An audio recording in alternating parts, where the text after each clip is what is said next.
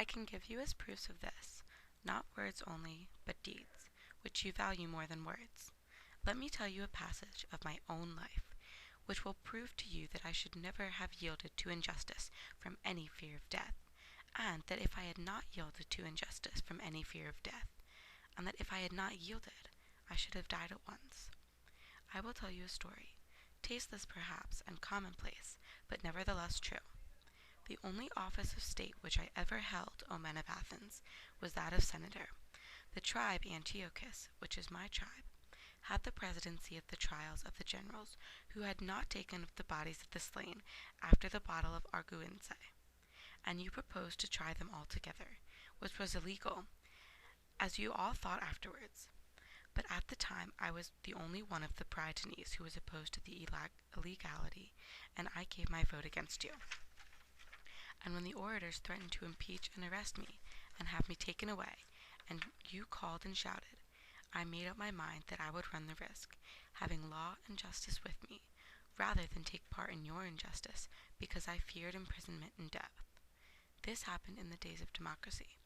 But when the oligarchy of the 30 was in power, they sent for me and 4 others into the rotunda, and bade us bring Leon, the Salaminian, from Salamis, as they wanted to execute him. This was a specimen of the sort of commands which they were always giving with the view of implicating as indeed, that, if I may be allowed to use such an expression, I cared not a straw for death, and that my only fear was the fear of doing an unrighteous or unholy thing. For the strong arm of that oppressive power did not frighten me into doing wrong. And when we came out of the rotunda, the 4 others went to Salamis and fetched Leon, but I went quietly home, for which I might have lost my life, had not the power of the 30 shortly afterwards come to an end, and to this many will witness. Now, do you really imagine that I could have survived all of these years if I had led a public life, supposing that, like a good man, I had always supported the right and had made justice as I ought the first thing? No, indeed. Men of Athens, neither I nor any other.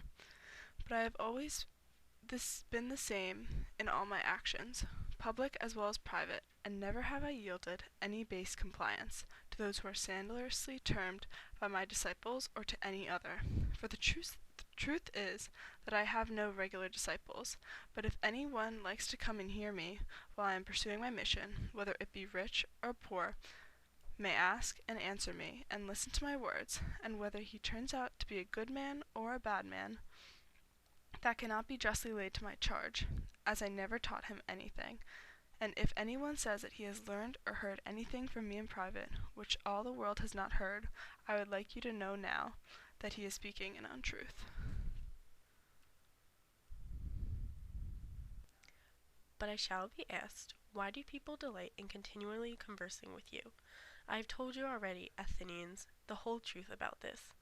They like to hear the cross-examination of the pretenders to wisdom. There is amusement in this, and this is a duty which the God has imposed upon me, as I am assured by oracles, visions, and in every sort of way in which the will of divine power was ever signified to anyone. This is true, O Athenians, or, if not true, would soon be refuted. For if I am really corrupting the youth, and have corrupted some of them already, those of them who have grown up and have become sensible that I gave them bad advice in the days of their youth should come forward as accusers, and take their revenge. And, if they do not like to come themselves, some of their relatives, fathers, brothers, or other kinsmen, should say what evils their family suffered at my hands. Now is their time. Many of them I see in the court. There is Crito, who is the same age and of the same deme with myself. And there is Critobulus, his son, whom I also see. Then again there is Lysians of Sphettus, who is the father of Aeschines. He is present. And also there is Antiphon of Cepheus, who is the father of Epigenes. And there are the brothers of several who have associated with me. There is Nicostratus, the son of Theozaotides, and the brother of Theodotus. Now Theodotus himself is dead, and therefore he, at any rate, will not seek to stop him. And there is Paralus, the son of Democritus, who had a brother Theagus, and Antimetus, the son of Ariston, whose brother Plato is present. Aeneantorus, the brother of Apollodorus, whom I also see. I might mention a great many others, any of whom Meletus should have produced as witnesses in the course of his speech. And let him still produce them. If he has forgotten, I will make way for him. And let him say, if he has any testimony of the sort which he can produce. Nay, Athenians, the very opposite is the truth. For all these are ready to witness on behalf of the corrupter, of the destroyer of their kindred, as Meletus and Anytus call me. Not the corrupted youth only, there might have been a motive for that, but their uncorrupted elder relatives. Why should they too support me in their testimony?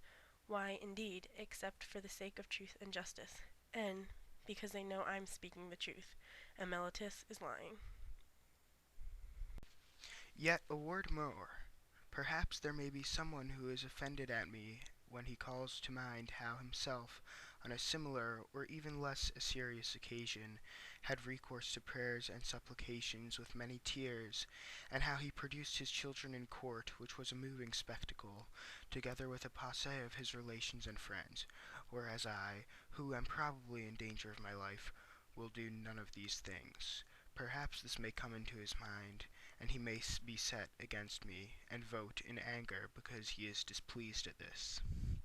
Now if there be such a person among you, which I am far from affirming, I may fairly reply to him, My friend, I am a man, and like other men, a creature of flesh and blood, not of wood or stone, as Homer says, and I have a family, yes, and sons, O Athenians, 3 in number, one of whom is growing up, and the 2 others are still young, and yet I will not bring any of them hither in order to petition you for an acquittal. And why not? Not from any self-will or disregard of you. Whether I am or am not afraid of death is another question, of which I will not now speak.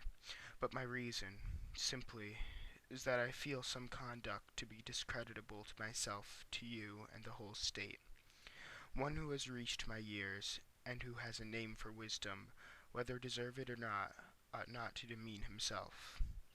At any rate, the world has decided that Socrates is in some way superior to other men, and if those among you who are said to be superior in wisdom or courage and any other virtue demean themselves in this way, how shameful is their conduct. I have seen men of reputation, when they have been condemned, behaving in the strangest manner. They seemed to fancy that they were going to suffer something dreadful if they died, and that they could be immortal if only you allowed them to live. And I think that they were a dishonor to the state, and that any stranger coming in would say of them that the most eminent men of Athens, to whom Athenians give themselves honor and command, are no better than women.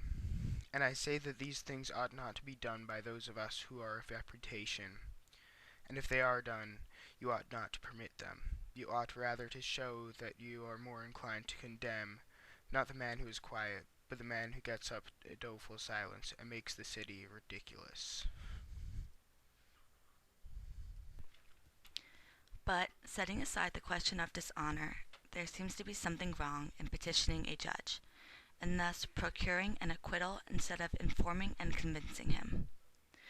For his duty is not to make a present of justice, but to give judgment. And he has sworn that he will judge according to the laws, and not according to his own good pleasure. And neither he nor we should get into the habit of perjuring ourselves. There can be no piety in that. Do not then require me to do what I consider dishonorable and impious and wrong, especially now, when I am being tried for impiety on the indictment of Meletus. For if, O men of Athens, by force of persuasion and entreaty, I could overpower your oaths, then I should be teaching you to believe that there are no gods, and convict myself, in my own defense, of not believing in them. But that is not the case, for I do believe that there are gods, and in a far higher sense than that in which any of my accusers believe in them. And to you and to God I commit my cause, to be determined by you as best for you and me. There are many reasons why I am not grieved, O men of Athens, at the vote of condemnation. I expected this, and am only surprised that the votes are so nearly equal. for I had thought that the majority against me would have been far larger. But now, had 30 votes gone over to the other side, I should have been acquitted. And I may say that I escaped Miletus. And I may say more, for without the assistance of Anytus and Lycon, he would not have had a fifth part of the votes, as the law requires, in which case he would have incurred a fine of 1,000 drachmae, as is evident. And so he proposes death as the penalty. And what shall I propose on my part, O men of Athens? Clearly that which is my due. And what is that which I ought to pay or to receive? What shall be done to the man who has never had the wit to be idle during his whole life, but has been careless of what the many care about?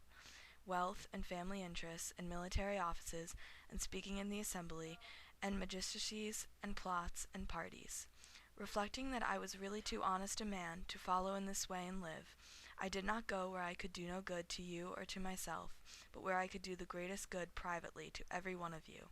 Thither I went, and sought to persuade every man among you that he must look to himself and seek virtue and wisdom before he looks to his private interests, and look to the state before he looks to the interests of the state, and that this should be the order which he observes in all his actions.